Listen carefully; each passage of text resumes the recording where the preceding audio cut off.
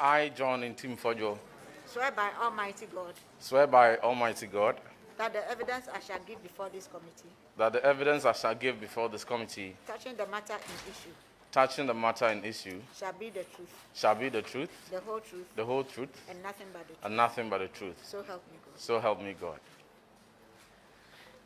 Thank you.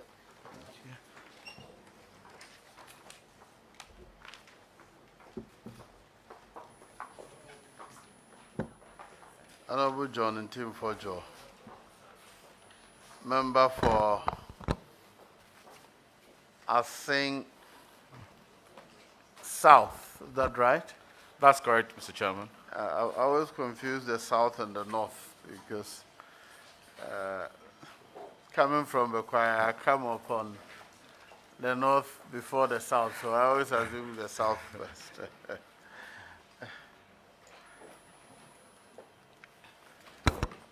You're a second-term member of this parliament, That's correct, Mr. Chairman. and you're a member of this committee.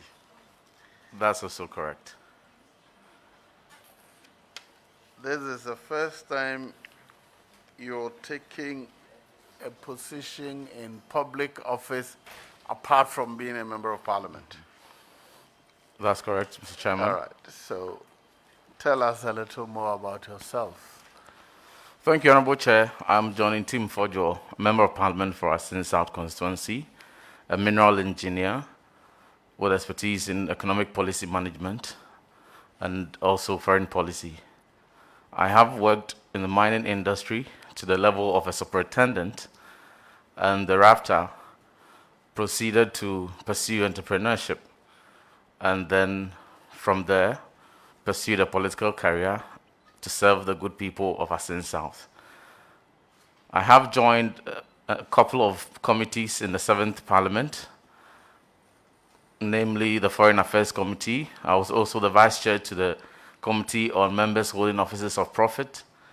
And in this current Parliament, I'm a member of the Appointment Committee and member of the Foreign Affairs Committee. I also chair the Ghana-Canada Parliamentary Friendship Association and the Reverend Minister. Thank you. Very well. Yeah. Chairman, thank you very much as I join you in congratulating our colleague. Now, just for purpose of our record, John Ntim Fordjour, you spell your Fordjour with an O after the J. The President's Office of 21st April 2021 spells the Fordjour with J, not with U after the J. You want to give us the correct one? Thank you, Honorable Chair. That observation is correct. Whose is correct, yours or the presidency? The spelling on my CV is what is correct. It's just an interchange of the O and the U, and so I would crave the indulgence of the committee to accept what is on my CV. All right, that's appreciated. Still on your CV, Doctor of Philosophy in Political Science. Are you done? I'm on my thesis. How long have you been on this? This is my 5th year. So it's not like you'll be a student deputy minister. Is that the case? Honorable Chair, I'm just about concluding my thesis, and so it is expected that all other things being equal, that within the shortest possible time, I should be able to. I know sometimes it takes long, but 6 years on, we still find that in your CV. Now, that leads me to the next page of your CV, Chair. Member of Parliament, January 20, just watch to the right, January 2017 to date, July 2011 to date. Now, the January, were you a member of the Appointments Committee as at 5th January 2021? Thank you, Chair. On to where you have leadership experience. Thank you, Honorable Chair. My membership of the 8th Parliament ties in with the tenure constitutionally mandated. All right, thank you. Is it Professor Kwame Bafuata of Chairman's or Commonwealth Hall? Is that the Professor Boafu, is he at the Ghana Tertiary Education Commission? That's As correct. You cite him for purposes of your reference. The government praises and hails its free senior high school.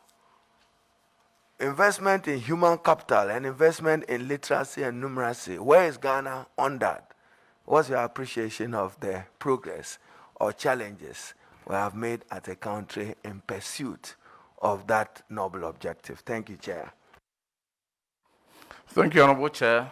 The government over the past 5 years has made very significant investment into education and recognizes that when the population is highly educated and possess the requisite skill, will be on a path to economic transformation.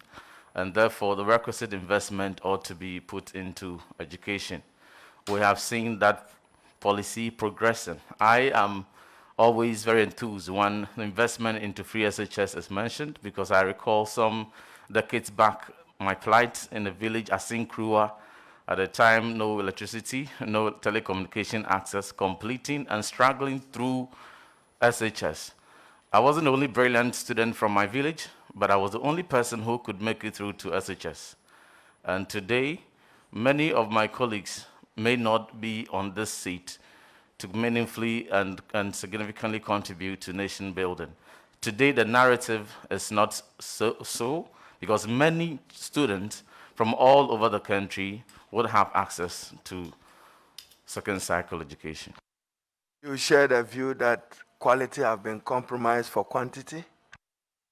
Honorable Chair, I do not agree to that assertion. Why?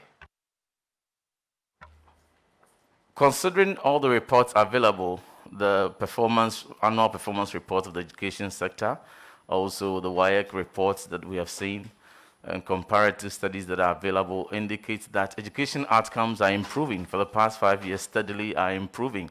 Quality is not compromised. Recently, when the 2020 WIEC report was announced, out of 465 students in West Africa who scored A1 in all 8 subjects, 88% of them, 411 to be precise, were Ghana Free SHS graduates. For the first time, over 50% of our students from Ghana who sat the WASI passed all core subjects. And all the figures are there for the various years to compare, and it's a very huge gain for the country. It is a narrative that the country must be so proud of, and for which I do not think that quality has been compromised. All right, thank you very much. Back to your CV again. I believe page 2, Member of Parliament, January 7, 2017 to January 7, 2021. Is it January 7th? Just for guidance. 7th. And you have chosen, yes, to January 7th, 2021. You said so in your It's CV. January 6th, please, Honorable Chair. Okay, so indulge chairman and then do what is appropriate. Very Now, much so. You have chosen to define key responsibilities of Parliament. You see, you are under oath, so you have given this CV under oath. Representation of constituents in Parliament and lawmaking. Is that all you do as MP in your CV? Is that all you do as Member of Parliament? Thank you, Chair. Thank you, Honorable Chair. For the purposes of brevity, I kept it so. Technical and vocational education, in my view, enhances employability. You would be assisting the Minister for Education in reaching out to the training of our young people. What is your take on elevating technical and vocational education? Thank you, Chair. Technical and vocational education form very critical part in the economic transformation of every nation. It is upon this backdrop that His Excellency Nana Danko Akufo-Addo has strategically envisioned that by the end of 2030, even the science to humanity ratio will have to be improved and transformed from the current 35 to 65 to 60 science, technology, engineering, and then 40 humanities. And so we have on record many investments that have been put into TVET transformation. The recent bill that was passed, the Pre-Tertiary Education Act, also goes to give credence to the priority being set to transform that sector. Thank you, Chairman. Name any free senior high school in your constituency and share with us what their challenges have been. Thank you, Honorable Chair. The free SHS, the high schools in my constituency are St. Manso Secondary School, where I attended, Yankumasi and Hinkro Secondary School, Adankoman Secondary School, and Insuta Secondary School are all running very well. As and when a challenge comes to my attention, we'll promptly respond. You are not aware of any challenges? They have not brought anything to your knowledge, to the best of your knowledge? Thank you, Chair.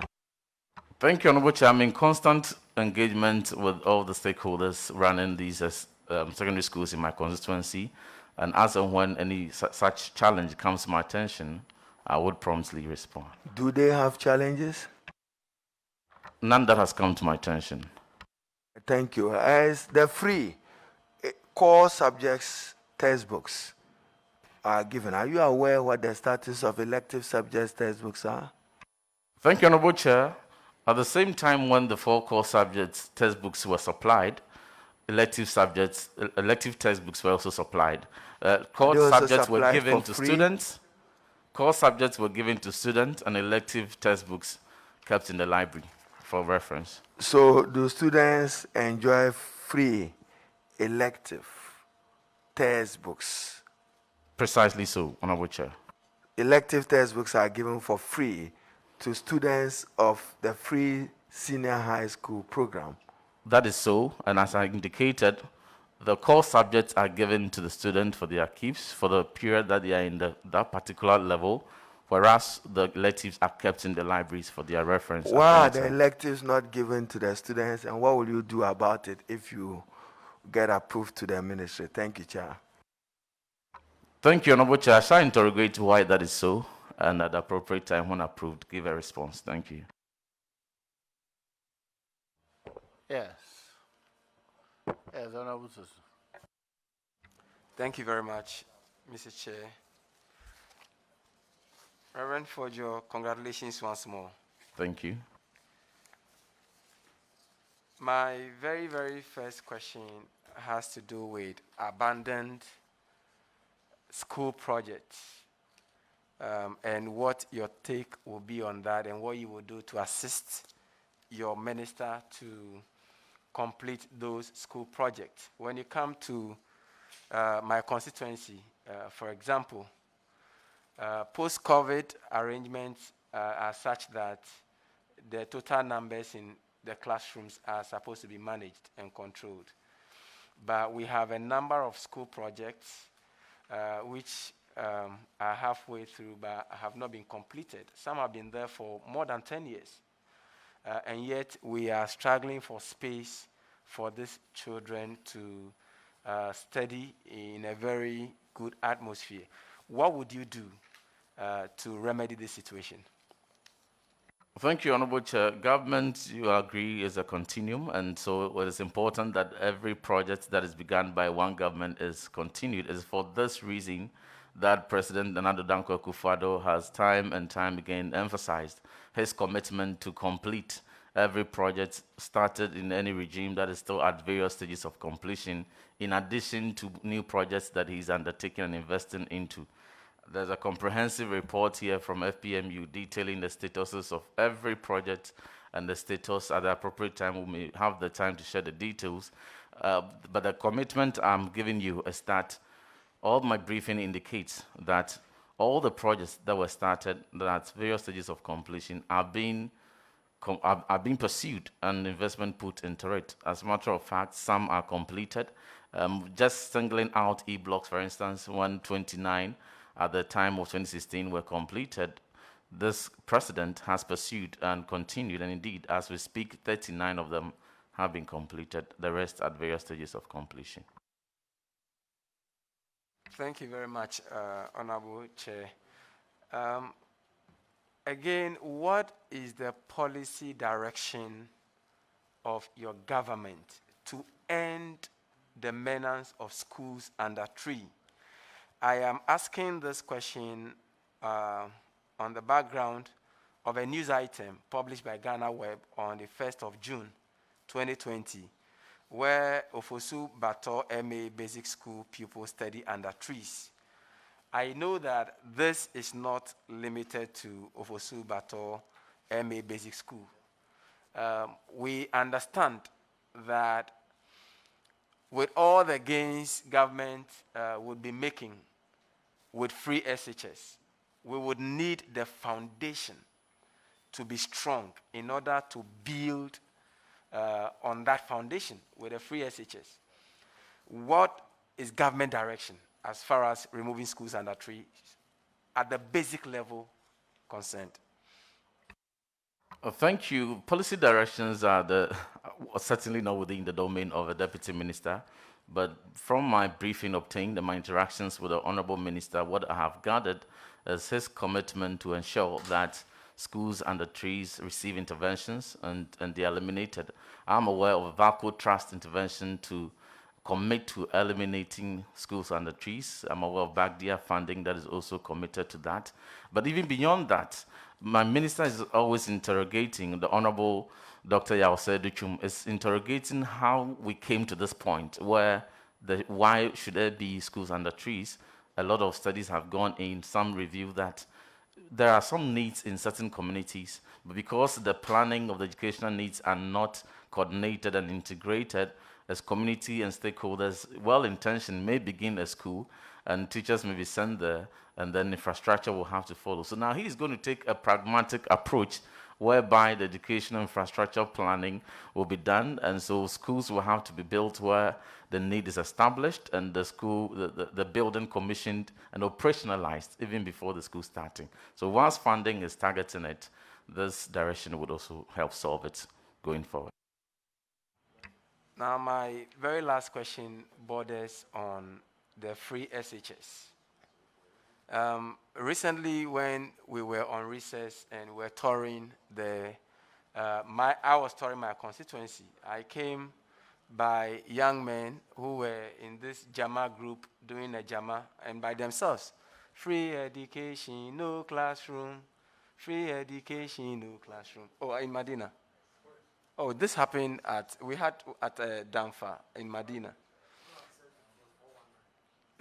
No. So, well, that's just by the way. Now, my question is that, on hindsight, because deputy minister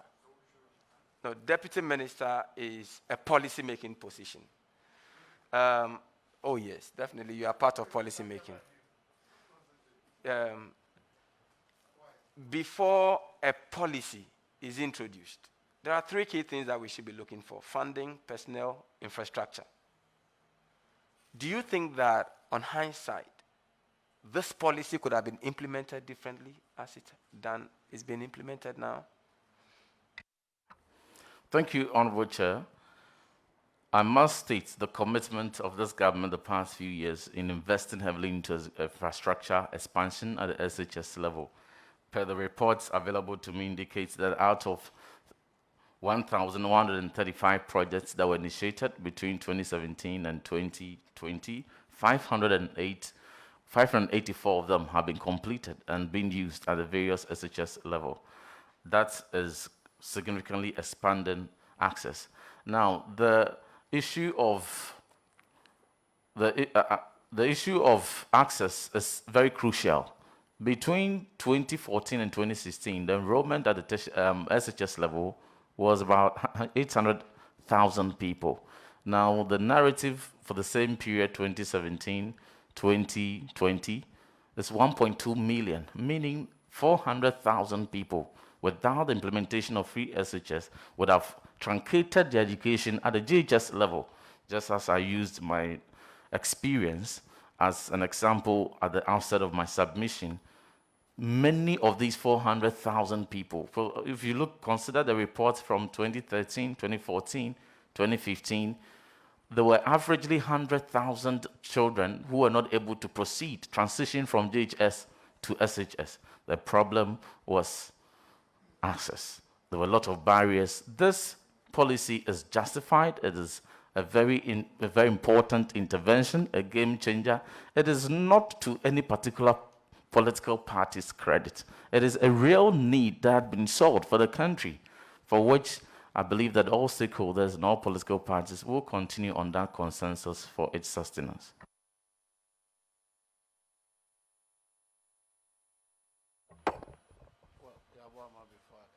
Yes, Honorable Yabama. Thank you very much, Chairman. Congratulations, Reverend. Thank you. I'll take you to the Constitution under, I think, Chapter 6, on the Directive Principles of State Policy, and shoot straight to the educational objectives, cultural and religious objectives of the country. Recently, we've had issues with some schools on some religious issues, some with regards to the wearing of hijab, some with wearing of Rasta hairdo or whatever, Rastafarian issues, boards of schools, and a whole lot of challenges that I think has to be resolved well for us to continue to enjoy the cohesion within society and amongst religious bodies and the institutions. What is your take on this? Thank you, Honorable Chair. Just as the respected Member of Parliament and member of this committee has made allusion to the Article 35 states the directive principle of state policy, specifically relating to that, Article 35(5) enjoins the country to be integrated and promotes non-discrimination on the basis of creed, faith, and any such biases or backgrounds. The Constitution enjoins us to live together. My faith in the book of Psalm 133 states that how good and pleasant it is for brethren to dwell together in unity. And so in philosophically and jurisprudence, my understanding of the Constitution is not so much of Ghana as a secular state, but as a plural one, where multiplicity of faith exists, and we are one people expected to live together in that beauty. Considering the matters and the recent emergence and trends that the Honourable Member has made allusion to, in response to same, the Honourable Minister for Education, Honourable Yao Ose Educhum, has made very good strides, engaging all stakeholders in education sphere, the religious stakeholders, the mission schools, the Christian Council, the Muslim Council, the Islamic Council, the Muslim caucus, and every religious organization that runs mission school, to reach a certain consensus for a very broad guidelines and policy on some of these things to be addressed. And I have had the opportunity to observe some of these interactions.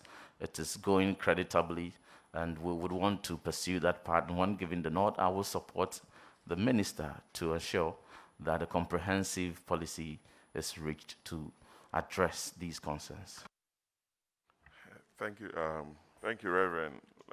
School sports, sporting activities amongst our schools produce the best sporting talents the country has ever had. That is nothing to write home about. And I think it's an area that your ministry must look at. How do you intend assisting your minister to promote this activity? Thank you, Honorable Chair. This is a very tenable observation, which I very much believe, knowing the Honorable Dr. Yawase Educhum, we would welcome that call to take a look at that and give the necessary support to improve that particular sector. Thank you. Yes, Honorable Gaga. Honorable Fordjour, congratulations. Thank you. I am sure by now you have been briefed about the decision of the Education Ministry to engage the National Food Buffer Stock Company to, as it were, supply food to the various senior high schools across the length and breadth of our country, following the implementation of the free senior high school policy. If you are, I'd just like to draw your attention to the modus operandi of the National Food Buffer Stock Company relative to food supply to the various schools. Now, what they do essentially is to contract contractors or suppliers who then, in the name of the buffer stock company, supply the schools with the foodstuffs. Now, this is done without recourse to, one, the procurement plans of the various schools, including their entity tender committees, which is actually provided for in law. Now, if you're given the nod, Honorable Fordjour, how would you deal with this situation? Thank you, Honorable Chair. My minister has engaged recently suppliers supplying to SHS through National Food Buffer Stock to receive the assurances, to understand their challenges, and to ensure that there is continual supply of food and food is made available to our daughters and sons in the SHS to be able to have the sound mind to study. As to the modalities of the procurement is an issue that can be discussed, and any such discussion is welcome. Anyway, thank you very much. There is also this issue, and it's not a difficult question. It's a question.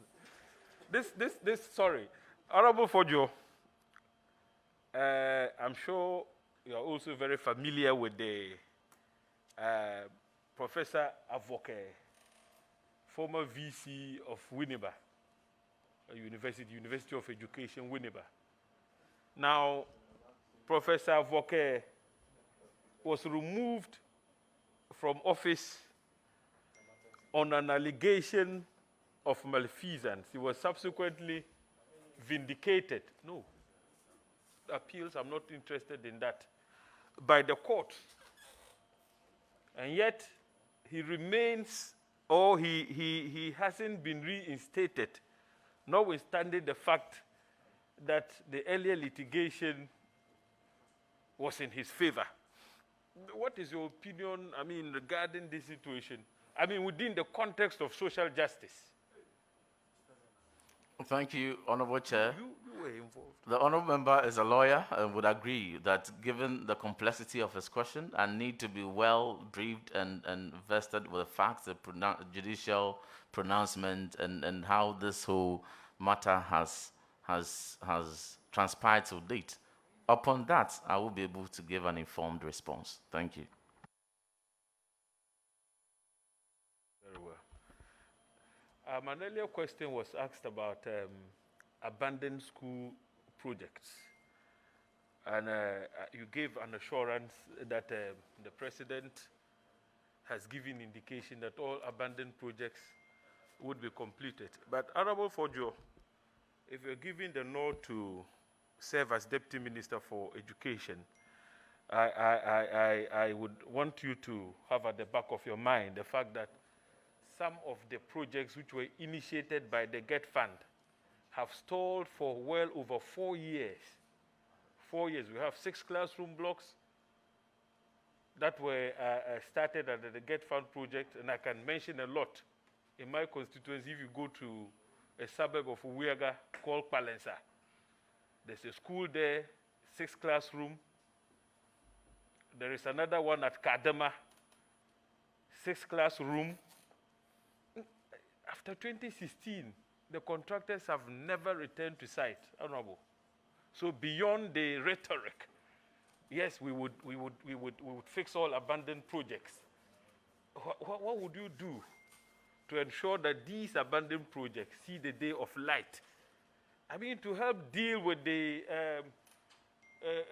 problems we have had with schools operating under trees. Thank you, Honorable Chair. I think I've earlier on addressed the matter to do with schools and the trees, and in specific response to the respected honorable members' inquiry, Palansa and Gadema schools will receive, I can assure when giving the nod, will receive immediate attention to interrogate what has accounted for that and the necessary remedial action given. Thank you.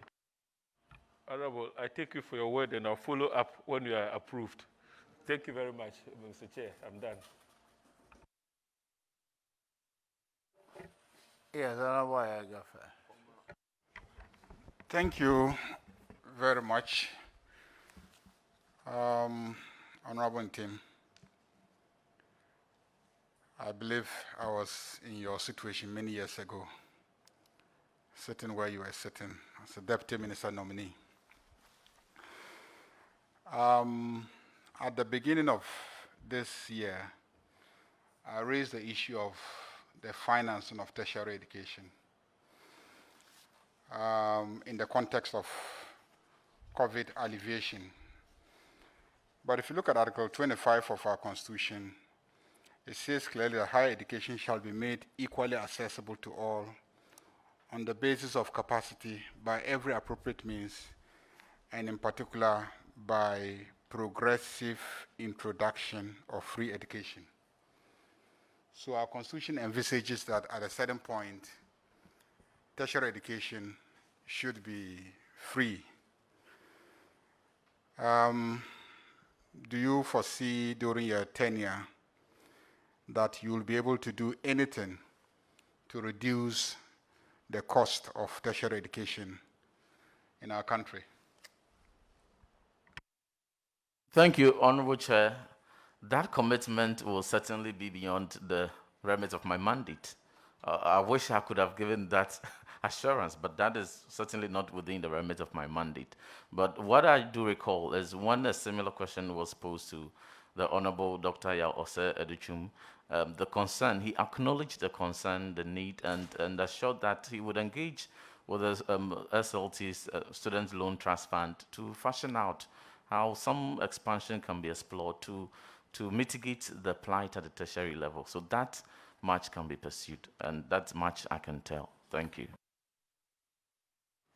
The student unions have made a strong case that COVID, in spite of all the problems that it brought on us, also exposed us to the setup where tertiary education can largely be delivered online, and many of them tend to receive tertiary education online.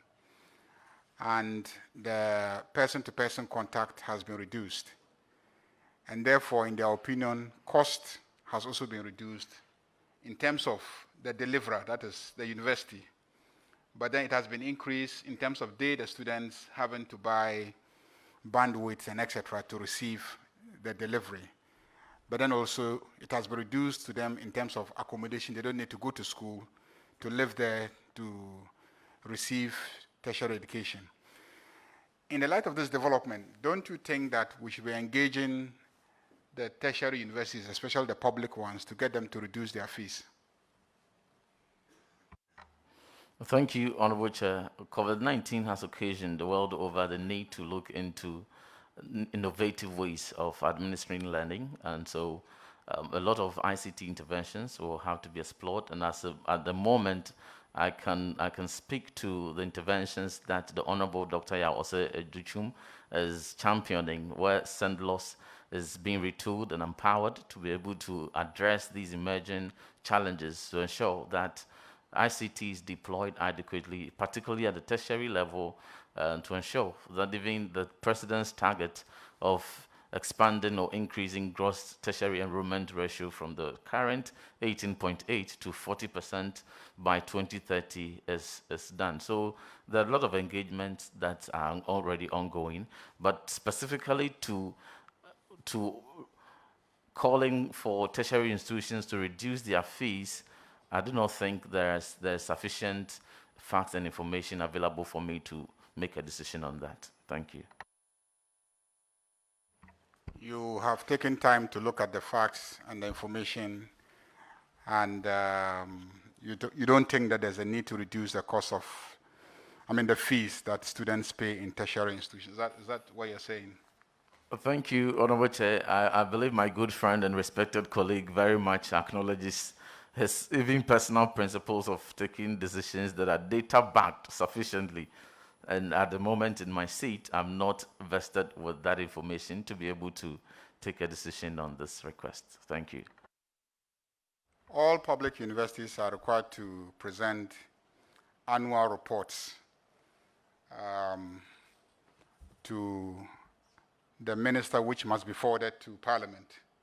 If you look at the act establishing the tertiary universities, have you looked at those annual reports, especially the income and expenditure, how much money comes to the universities, to have a sense of whether or not there could be a basis for action for reduction of fees from students?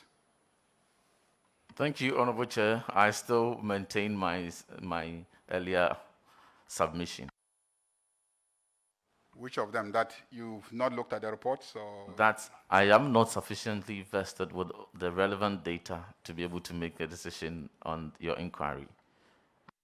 And so the point I'm making is that that data is supposed to be in the annual reports of the universities. Have you looked at those reports? I haven't. Okay, will you ensure that those reports come routinely and as required by law to this Parliament so that we can have a closer look at what is happening in the tertiary universities, tertiary institutions, the public tertiary institutions? Thank you, Honorable Chair. Those documents, as per the constitutional procedures, do go through, and Parliament, as an institution, would have them as and when the procedures are applied. And so that should not be a challenge. Parliament assessing it or any stakeholder assessing it, these are matters of public record. And so some decision can be taken when engagement is done and the figures looked at, the report sufficiently analyzed, then we can know the way forward on that. Chairman, I believe I've exhausted my... Thank you very much. Honorable Chair. Thank you very much, Chairman. Good afternoon and congratulations, Honorable Reverend Fordjour. Thank you. My first question takes us back to some earlier questions that were posed. And I want to share with you some data regarding schools under trees. Presently in Ghana, we have 2,417 schools operating under trees. Of this number, 1,167 are primary schools, 989 are junior high schools, and 261 are kindergartens. When we fast forward to the senior high school, the issue of whether we are running a double track, triple track, gold track, what are the other tracks? Platinum, silver, all has to do with the issue of infrastructure.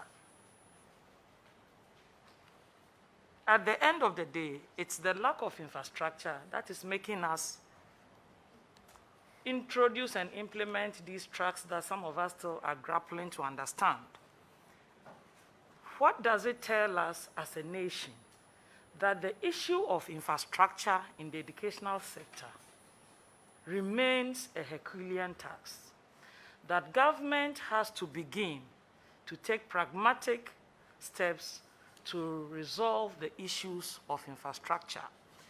The Honorable Agalga alluded to some abandoned school projects that were started by the previous government of this country, the NDC government. I have one sitting in the Salaga North constituency. I share borders with them at Kwalbi. Since the elections of 2016, no contractor has returned to that site, and yet we are grappling with infrastructure.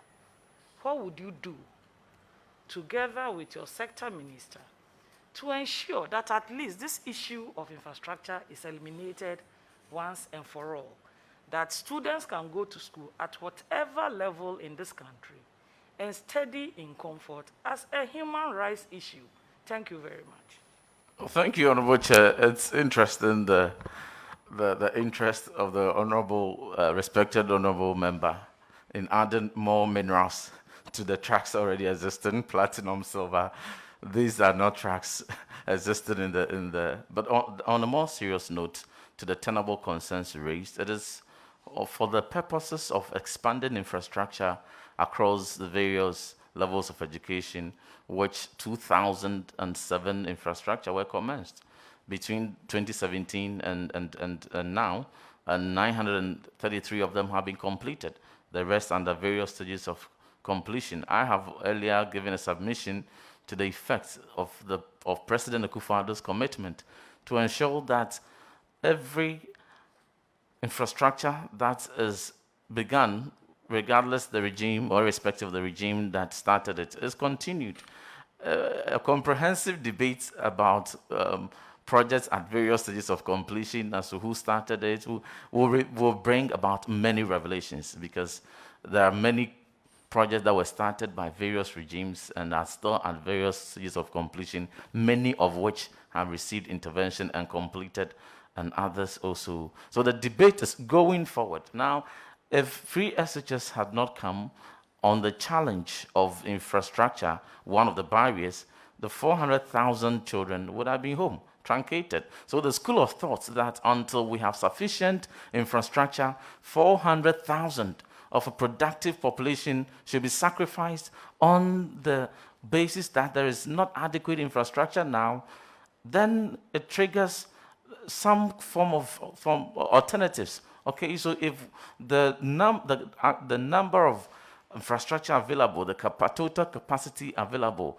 if we have to use same to serve 1.2 million students, what will be the tenable way out? What are the best practices out there that have been deployed, even in targeting such challenges as and when they arose in other jurisdictions?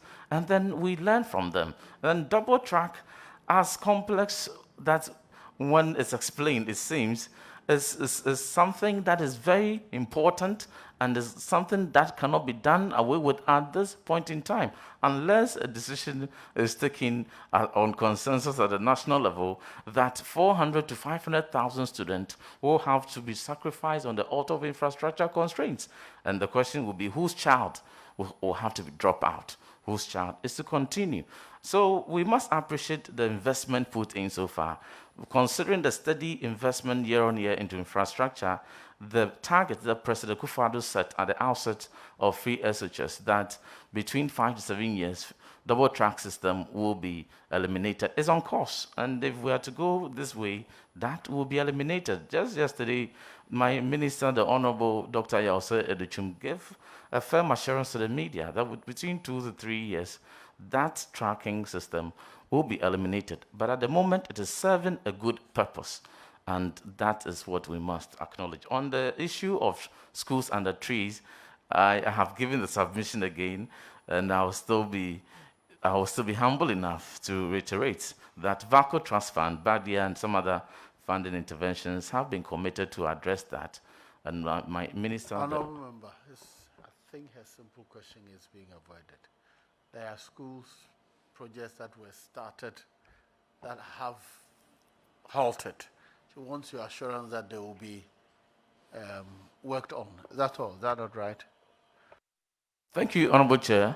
And that assurance will be given again, that any project that is at any stage of completion, irrespective of which regime started it, is receiving attention and will be pursued to completion. Thank you very much, Mr. Chair. Honorable nominee, when you look at the Constitution again, Article 34, the directive principle of state policy, contained in this chapter, shall guide all citizens. Emphasis mine, all citizens. The cabinet, political parties, and other bodies and persons in applying or interpreting this constitution or any other law, and in taking and implementing any policy decisions for the establishment of a just and free society. 35 clause 5 of the same constitution says, the state shall actively promote the integration of the peoples of Ghana and prohibit discrimination and prejudice on the grounds of place of origin, circumstances of birth, ethnic origin, gender or religion, creed or other beliefs. In the recent past, we've had issues about religion dominating the discussion in this country. Schools have taken certain actions based on certain students' religious beliefs. Indeed, we had a revered man of God in this country make some statements to the effect that because one religion is in the majority, their way of worship should supersede everyone else's interest and worship and other religious rights in this country. On the heel of that came the Achimota School Rastafarian issue. As a Reverend Father yourself, what will be your personal opinion on the ruling of the Achimota School saga and the president of the Methodist Church who made those statements about religion and how, because one religion is more than the other, things should be done in a certain way in this country without reference to this constitution that is supposed to guide how we all live and operate within the sovereign entity of Ghana. The last thing I want to add is, how did we get here? Most of us went to mixed schools, we went to schools, we had different religions, but we managed to hold the sanctity of this country. Why are we talking about Ghana and religion at this time? Thank you. Thank you, Honorable Chair. I would relish the opportunity to re-emphasize some of the submissions I've earlier given, that I am a Reverend Minister, a proud Christian, and my faith tells me in the book of Psalm 133 that how good and pleasant it is for brethren to dwell together in unity, and even likens it to the oil that flows on the head of the priest Aaron to the garment. Now, I would want to say in perspective that Ghana is a nation for every citizen that lives in, and with regards to multiplicity of faith and recognition of same, we have lived together and continue to coexist in mutual respect. And I think that everyone has played their role to contribute to this cohesion. And so I would humbly appeal that every stakeholder exercise restraint to ensure that the considerable contributions that everyone has made is not undermined, and that our cohesion as a nation is fostered ahead. Regarding my comment to do with the judicial pronouncement, I would refer that opinion to Article 12 of the Constitution, and with indulgence of the chairman, refer that the fundamental human rights and freedoms enshrined in this chapter shall be respected and upheld by the executive, the legislature, and judiciary, and all other organs of government and its agencies, and where applicable to them, by all natural and legal persons in Ghana, and shall be enforceable by the courts as provided for in this constitution. So my comment is a judicial pronouncement has been made on a matter, and the stakeholders involved are respecting the decision of the court, and as we speak, the two gentlemen are in school. Thank you. Chairman, just Psalm 133. You didn't say verse 1, you didn't say verse 2, you are reverend. You just said Psalm 133. Where are we? We are following you closely. Just go to the first verse. Only verse. Okay, 1331. Thank you, Chairman. Thank you very much, Mr. Chairman. My final question is, Mr. Nominee, Student Loan Trust Fund, what are the modalities for applying for the loan? Why are we having this situation where students are admitted into tertiary institutions and they are struggling to pay the first year fees before they get enrolled on the student loan trust fund? What can we do to ease this burden on students so that once they get their admissions into tertiary institutions, they must be able to use that admission letter to start processing their loans before school begins, so that the difficulties and inconvenience of struggling to find money to pay the fees will be eliminated? What will you do to make sure that we have this seamless process for prospective students? Thank you. Thank you, Honorable Chair. That's a tenable concern, and the Honorable Member can be assured that her suggestions are cherished.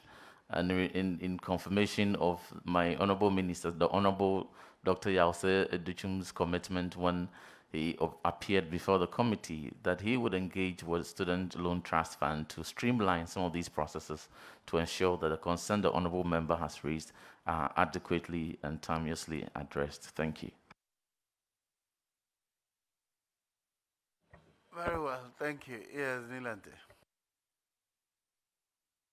Honorable Chairman, permit me to ask my very good friend and brother just a question. My allegiance to Asin South and Asin itself was preventing me from asking him a question, but I want to. He's made a lot of comments, especially about abandoned projects and all those things. Chairman, you also made a comment on it. What I would say here is the fact that I believe sincerely, if we have projects that are not completed, why do we start new ones? That is a very difficult thing for me. People are talking about Bekwai and Salaga and places. Right here in Accra, in the capital, Ododo, we have 4 abandoned school projects. So that is a difficulty. But my question is, if I should ask you objectively to tell me one thing working with the free SHS and one thing not working with the free SHS, what will you say? Thank you, Honorable Chair. I take it that the Honorable Members declared interest in Asin South. And I must thank him that it was during his time as National Service, through his intervention, my village, Asin Krua, had the first pipe-borne water. And so that assertion must be appreciated. On abandoned projects, I would continue to assure that, consistent with President Akufo-Addo's commitment, every project began by various regimes at various stages of completion will be pursued to completion. And in response to free SHS is a very prudent and transformational policy, which all stakeholders are supporting, and rightly so, because of the gains that will yield for the whole country.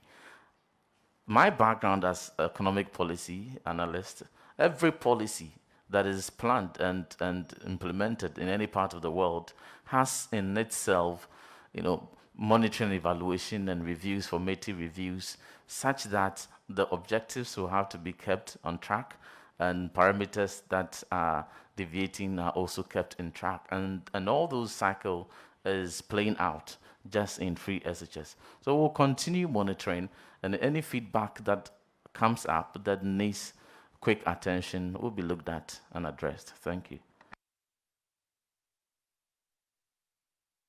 Rev, my good brother, my question really is to your, let me say, your own appraiser.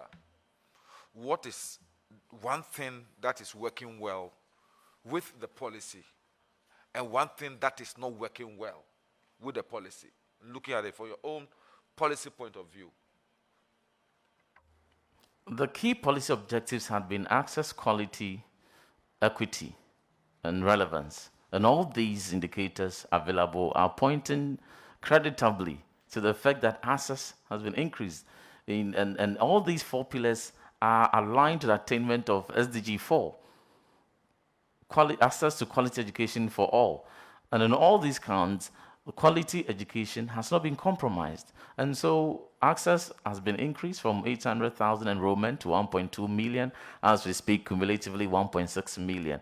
Equity, there was a portion in the policy that made 30% allocation to elite schools for students or pupils from public schools. That has ensured that a child from a village like mine would be able to have access to a school like Abri Girls. And recently, there's a story, a very inspiring story of a young lady who swept 6 out of the 7 awards of Abri Girls. And this was someone who benefited from this 30% equity policy. In terms of relevance, all the indicators are out there in terms of quality. All the indicators are pointing to the fact that over 50% of our students who sat WASI are passing in all core subjects. And so in brevity, the outcomes are speaking to the fact that the objectives are being achieved and that we must sustain it.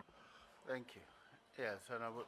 I just want to continue. So there's nothing that is not working with the system. Because I agree, access, quality. What is one thing that you think is not working well? Thank you. Thank you, Honorable Chair. There's been a number of discussions going on, and my minister has engaged stakeholders. One of the issues that came up, which is very important, had to do with improved communication. For instance, the development levy component of the fees that were hitherto paid by parents, as have been absorbed by the government, have been paid and disbursed. But the stakeholders thought that because there was no narration specifically, relating to it, they thought that they needed extra levy, for which that was pointed out. So going forward, every such release that will go with the narration for them to know the actual allocation for development projects. So stakeholders will have that transparency. Again, a concern to do with prepaid meter system for SHS, which heads of schools have had cause to complain. The minister has promptly responded and taken steps to ensure that they are all done on postpaid and the bill ferried to the ministry for prompt payment, so that burden of initially pre-financing is removed. So some of these are, I would call it, feedback that is coming, that's receiving prompt attention, and these are things that continuously will be monitored. Thank you. Okay, Chairman, I will plead with my colleague to get the recent Joy News program that assessed the free SHS, so that he will be appraised a lot before he takes up full mantle of the office is given. It will help him a lot with his system. My next question has to do, all of us are happy about the fact that many of our children who otherwise wouldn't have had secondary education now by the system will do. But what happens after free SHS? Have we thought about what happens after free SHS? Have we assessed the number of children who get stuck after free SHS? Have we looked at that one? Thank you, Honorable Chair. It is in pursuit of this policy objective that His Excellency President Akufo-Addo has targeted that by 2030, the country should have gross tertiary enrollment ratio of 40% from the baseline of 18.8. Currently, 18.8 in sub-Saharan Africa would be one of the highest, but compared to best practices elsewhere, it's still one of the lowest. And so we are pursuing rigorously expansion policies to open university. For instance, as far advanced, MOU has been reached between Ghana Tertiary Education Commission and Ministry of Education on the one side and Open University UK to ensure that access is opened, and many other interventions geared towards absorbing those that are coming from pre-tertiary. But not only that, to align pre-tertiary transition to the relevance of the industry, contemporary times, cognizant of our fourth industrial revolution, to ensure that we are getting the right caliber and skills of students from pre-tertiary to be able to even align to the transformation of 65% science to humanity ratio to 60% science, technology, and engineering, and 40 humanities. And that is where STEM initiatives are being introduced, and that is where it's even going all the way down, pursuing it down to pre-tertiary levels to ensure we'll get the children transitioning with the right caliber of skills to feed the tertiary, and that challenge to be resolved. Chairman, sorry, I'm just getting. No, I noticed. So, Chairman, Ma is just this 60-40. This is the second time you are repeating it in terms of access, science, and others. How do you intend to walk the talk? Thank you, Honorable Chair. There are pathways that the Honorable Minister, Honorable Dr. Ose Edichum has initiated for implementation. At the moment, 10 STEM schools, SHS schools, which are specialized schools, at various stages of completion, and within the next 1 year will be operationalized. And these are going to open access for replication of, for instance, what we have at PreSec. But a lot more than that, we'll be focusing on robotics, artificial intelligence, the Internet of Things, mechatronics, and such other concepts that must be imbued in our students at the lower levels. This is what advanced countries, South Korea, Vietnam, Japan, Canada, USA, are doing to transform the economy. So we are going to start right. We're going to catch them young. We're going to develop pathways for them. For instance, the minister is considering even visual arts having a pathway towards engineering, such that when one completes SHS and has passed in visual arts, it will not only be limited to the traditional pathways available, but with some interventions, we'll be able to be drafted into pursuing architecture, for instance. And I know my good friend, the Honorable Member for Utusenya, West is very much enthused with such pathways coming into force. So there's going to be a STEM academy, ensuring that we get our children to specialize, we get our children to be familiar.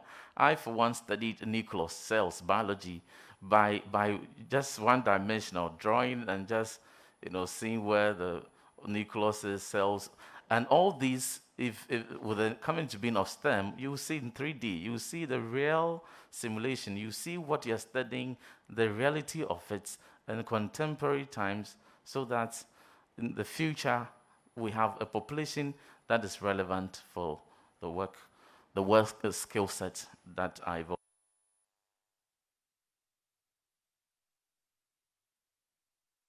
All right, thank you. Mr. Chairman, honorable nominee, congratulations to you. Thank you. Starting with your CV,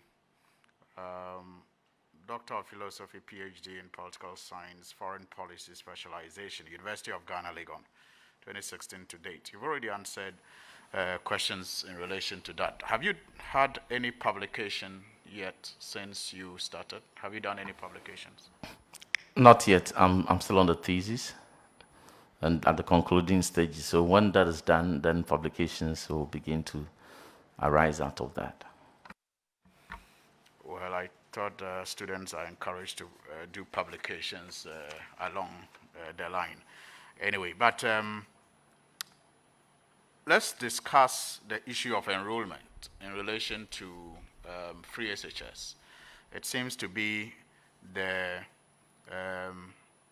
greatest achievement of free SHS when it is being discussed. But according to data from the UNESCO,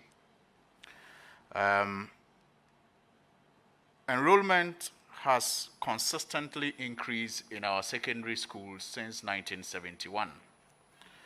And the latest figures, 2012, it was 56.44%. 2013, 67.76%. 2014, 64.06%. 2015, 67.91%. 2016, 68.90%.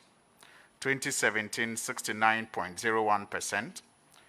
In 2018, 71.32%.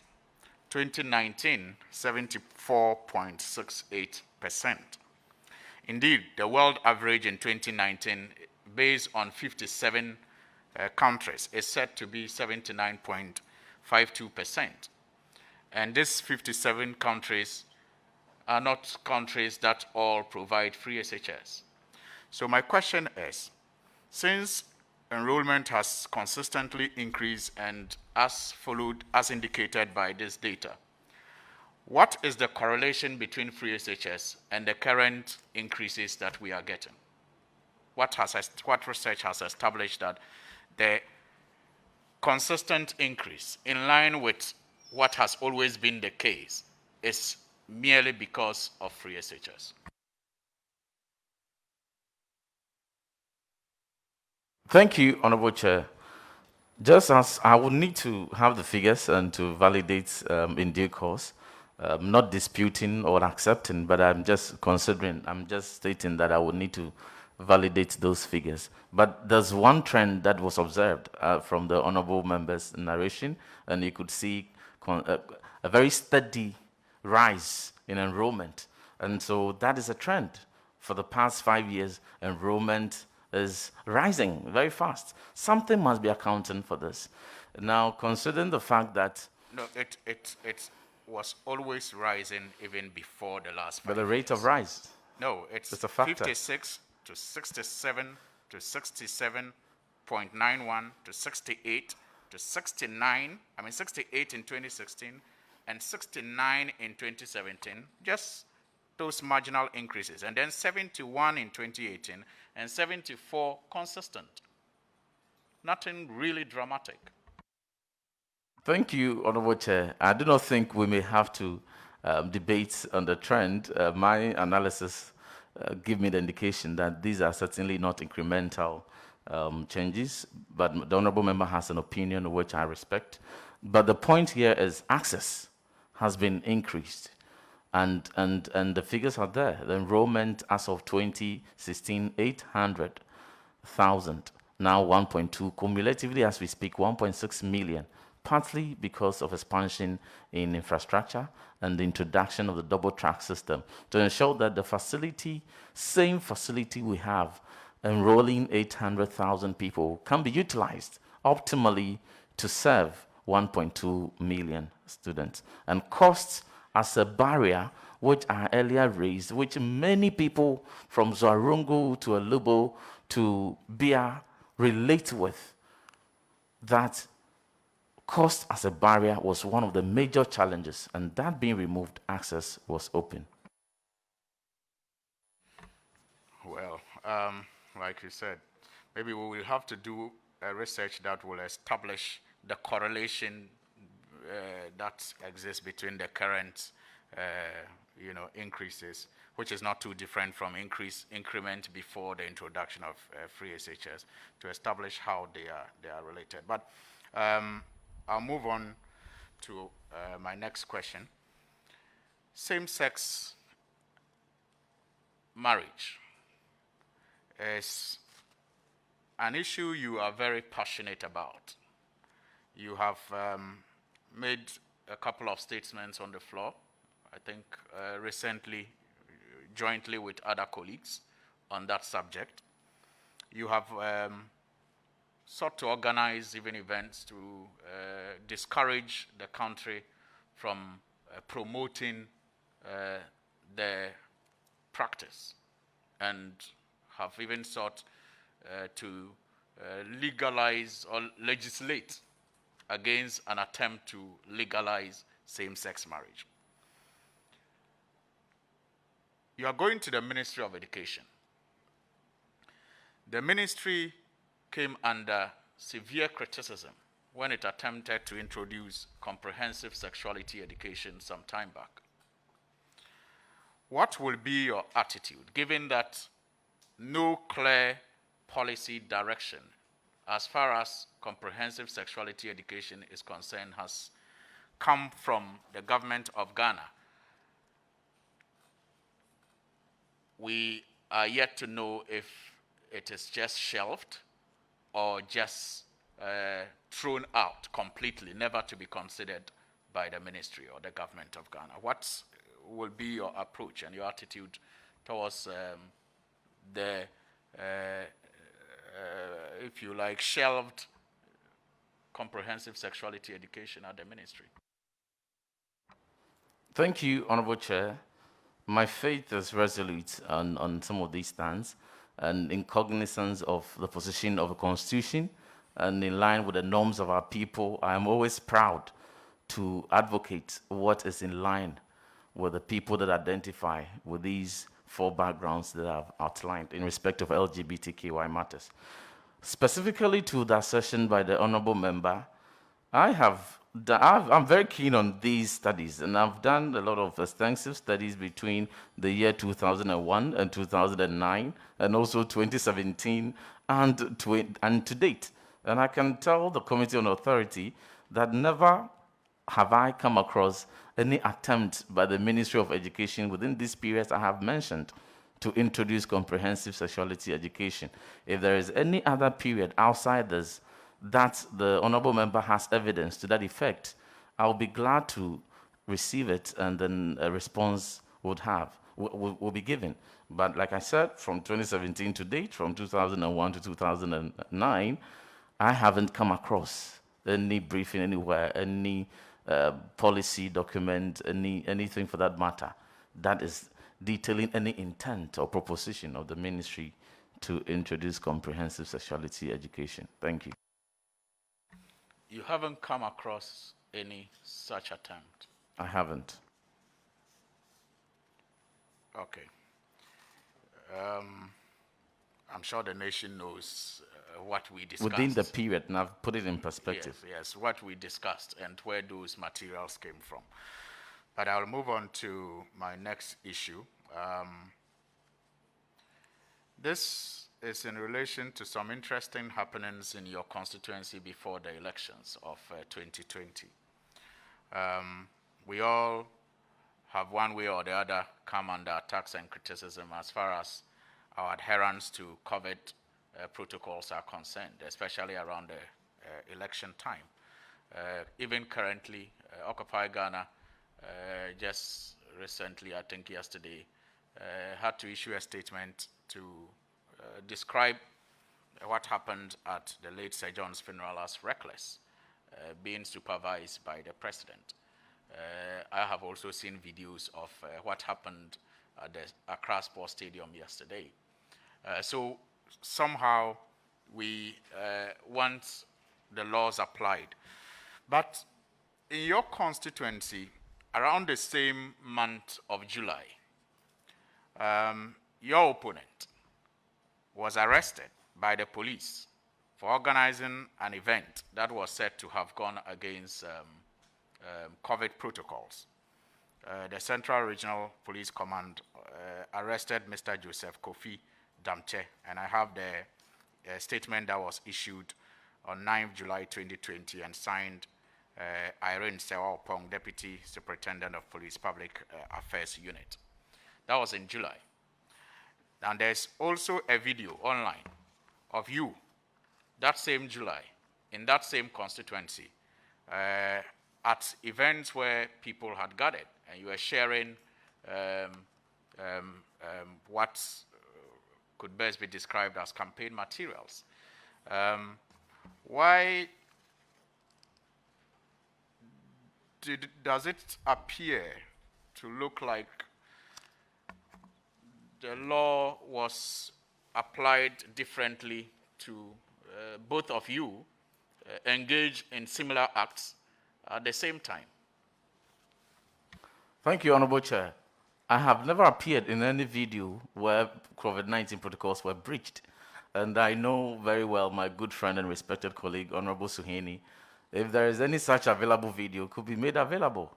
Because this is a very important platform, and so it is important that something that I have not done is attributed to me, and I'm here, so I'm debunking. I have not breached at any point in time COVID-19 protocols. You have made references to specific breaches by some parties where you have evidence, you have adduced same. I haven't breached any, and I'm not in any video purported to have breached COVID-19 protocols. Thank you.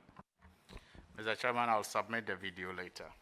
I didn't expect a denial, so I didn't bring it, but I'll submit the video later. Thank you.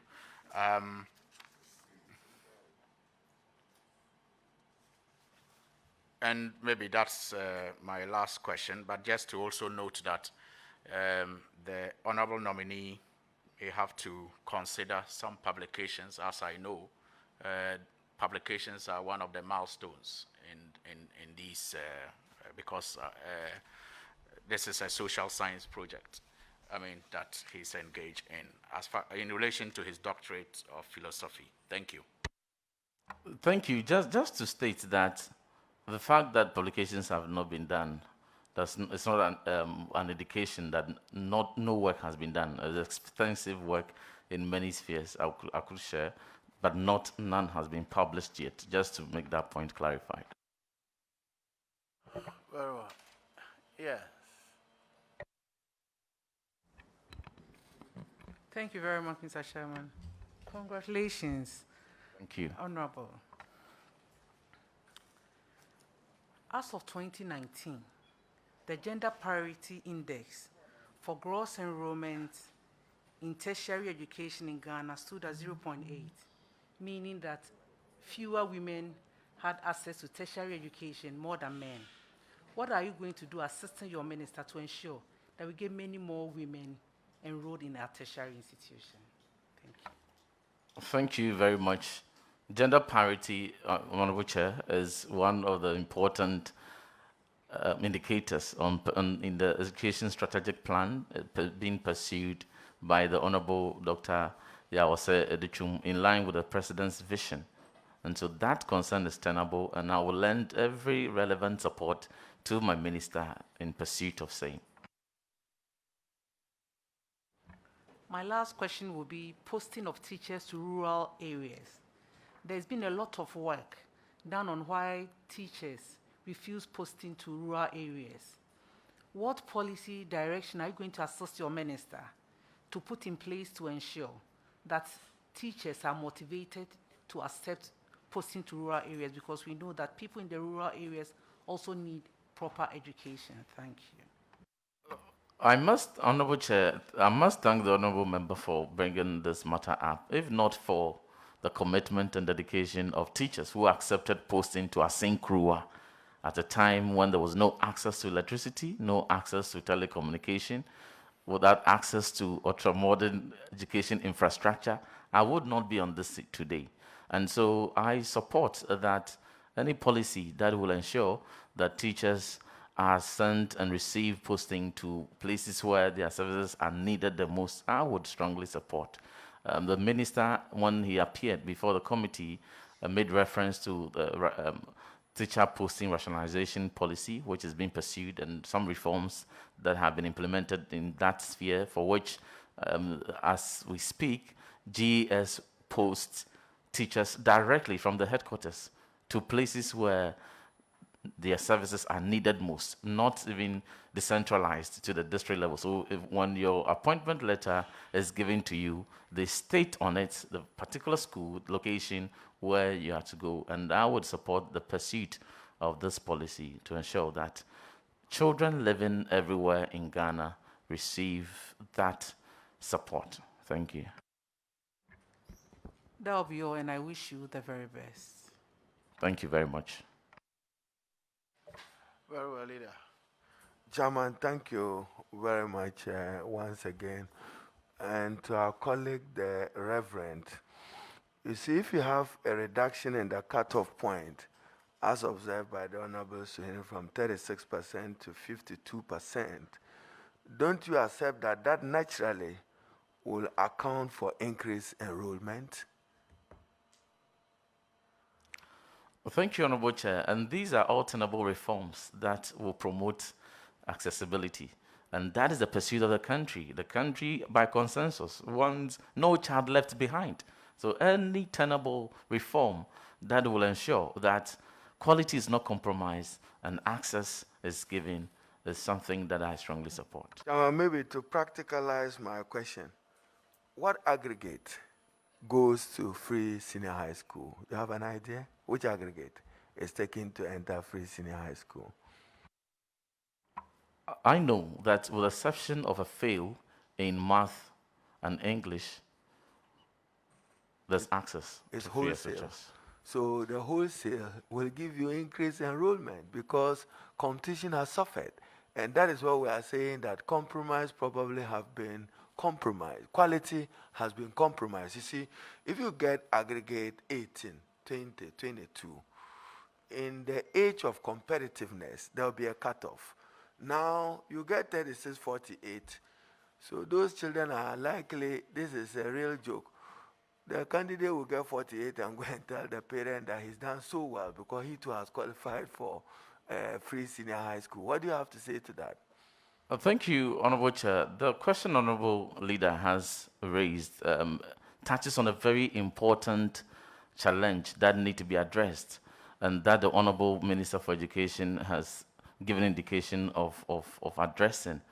As we speak, there is no system even nationally standardized to assess the quality of education our children receive until the time they go to JHS3 and they write BEC.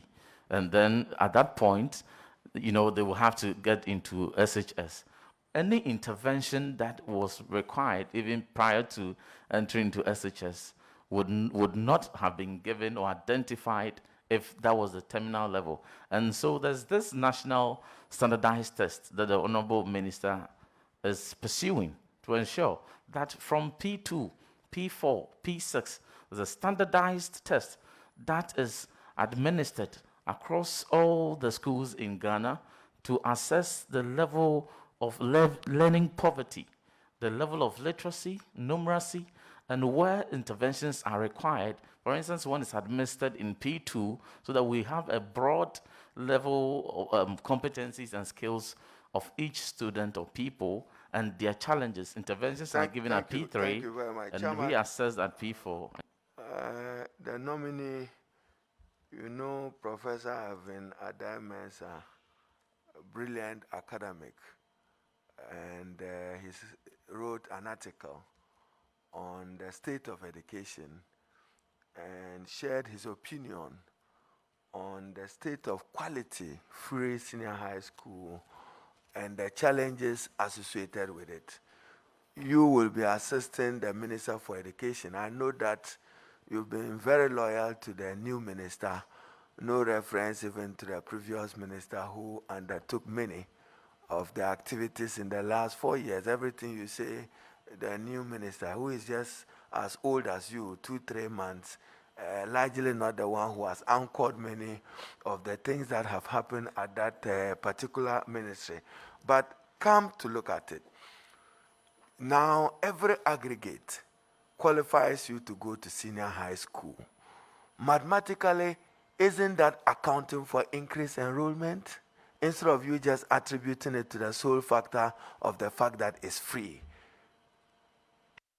Thank you, Honorable Chair. I welcome the findings of the Venerable Professor Adai-Mensah, and I would relish to be able to take a comprehensive look at his findings and to take the needed steps and glean from his recommendations. And just to clarify, the Honorable Dr. Matthew Poku Prempeh undoubtedly gave an indelible contribution to our education pursuit. The references that I have made so far, which had occasioned the mentioning of the new minister, is to do with the way forward, what is to be done now and going forward. But obviously, whatever has been done between 2017 and 2020 are to the credit of the leadership of the ministry, in this case, Honorable Dr. Matthew Poku Prempeh, formidable education system established under his tenure. Thank you. Alice Chairman, he's come home now to appreciate that there was somebody working at that ministry. Chairman, my next question, I'd like to quote from Article 35(7) of the 1992 Constitution, which is a political sin we've all helped to commit. And it reads, Chairman, as far as practicable, a government shall continue and execute projects and programs commenced by the previous government. I speak in respect of what earlier colleagues have referred to. The Honorable Zuera attempted to look at it. Dormo in the Upper West region, specifically in the Wild West constituency. I physically, in driving to an adjoining village, had to stop by and take pictures of an uncompleted E-block.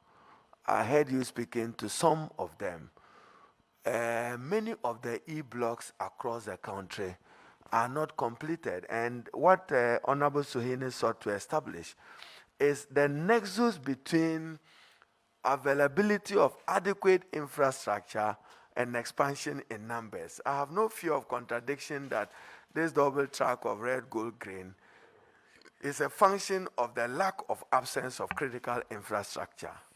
You want to give us an assurance that in assisting the minister, you will respect the letter and spirit of Article 35(7) of the 1992 Constitution.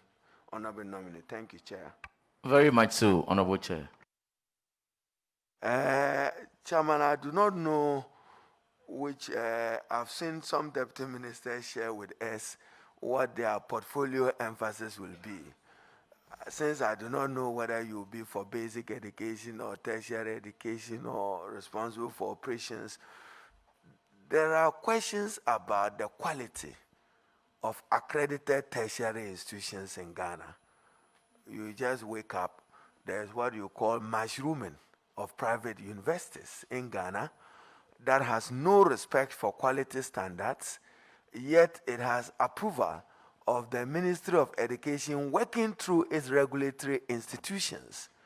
Assure this committee that quality standards will not be compromised for purposes of higher education in the country using those institutions. Thank you, Chair. Thank you, Honorable Chair. As the Honorable Leader has acknowledged, I'm yet to be approved, and so I'm yet to know my schedule. But in response to this important concern, if considering some of the key policy intentions of the Public University Act is all intention towards addressing some of these matters, and therefore I would support the re-engagement of stakeholders to ensure that the Public University Bill comes back to the table to ensure standards at the tertiary level are not compromised. Thank you.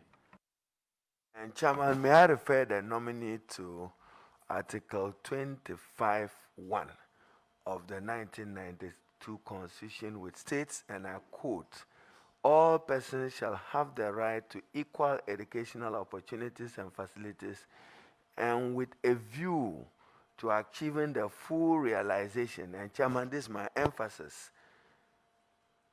"that right, basic education shall be free." Honorable Chair, I'll be glad to go along with the Honorable Leader. Honorable Article. Reverend, I'll go slowly. 25(1)(a) is my emphasis. And this is my notion. You may be hearing it for the first time. It's my notion of the word progressive. When the Constitution says in 25(1), basic education shall be free, compulsory, and available to all.